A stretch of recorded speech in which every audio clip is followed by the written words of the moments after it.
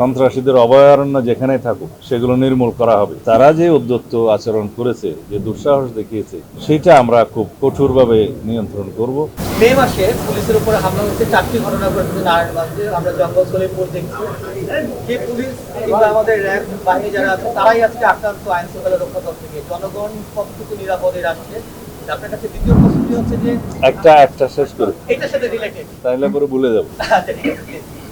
জঙ্গল সলিমপুর সহ অন্যান্য জায়গায় যেখানে র্যাবের উপরে এবং পুলিশ বাহিনীর উপরে আক্রমণ হয়েছে, সেটা আপনাদের মতো আমরা খুব গভীরভাবে দেখেছি এবং এর উপরে আমরা অ্যাকশন নিচ্ছি।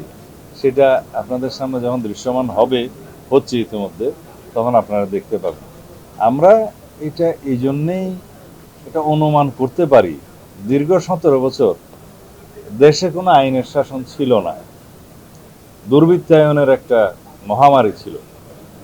তারা মনে করেছে জঙ্গল সলিমপুর আমরা যেভাবে একটা রাষ্ট্রের ভিতরে রাষ্ট্র হতে দেখেছি, সেটাকে যখন আমরা আইন শৃঙ্খলা রক্ষাকারী বাহিনীর নিয়ন্ত্রণে আনতে পারলাম, ওখানে একটা যৌথ অভিযান চলেছে, অনেক অস্ত্র উদ্ধার হয়েছে, অনেক দাগি আসামি গ্রেফতার হয়েছে। সেখানে আমরা যখন ঘোষণা করেছি যে পুলিশ একাডেমি করা হবে, র্যাবের জন্য একাডেমি করা হবে, এবং আমাদের পুলিশ বাহিনীর জন্য ক্রীড়া কমপ্লেক্স সহ অন্যান্য বাহিনীর বিজিবির এবং এপিবিএনের পারতপক্ষে আমরা আরও অনেক, যেহেতু আমাদের সংস্থা অনেক আছে, তাদের সবাইকে ওখানে অ্যাকোমোডেট করব। ওইখানে চট্টগ্রাম জেলা মানে কারাগার স্থানান্তর হওয়ার কথা আগে থেকেই।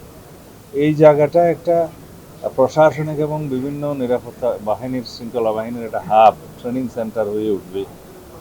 সেই জায়গাটায় যাতে সন্ত্রাসীরা তাদের তাদের যে আড্ডা ছিল সেটা আবার পুনরায় রাখতে পারে, সেজন্য তাদের চেষ্টা আছে। তবে তারা যে উদ্যত্ত আচরণ করেছে, যে দুঃসাহস দেখিয়েছে, সেটা আমরা খুব কঠোরভাবে নিয়ন্ত্রণ করব আগামী দিনে। আমি এখনই পরিকল্পনা ফাঁস করতে চাই না। ইনশাআল্লাহ দেশে আইনের শাসন প্রতিষ্ঠা হবে। সন্ত্রাসীদের অভয়ারণ্য যেখানেই থাকুক সেগুলো নির্মূল করা হবে। আমরা আশা করি আপনারা সবাই সহযোগিতা করবেন এবং সমাজের সর্বস্তরের মানুষ আশা করি আমাদের সেই উদ্যোগকে সমর্থন করবেন এবং সহযোগিতা করবেন।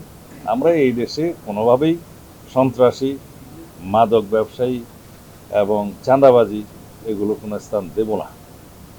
এই ব্যাপারে আমরা জিরো টলারেন্সে আছি।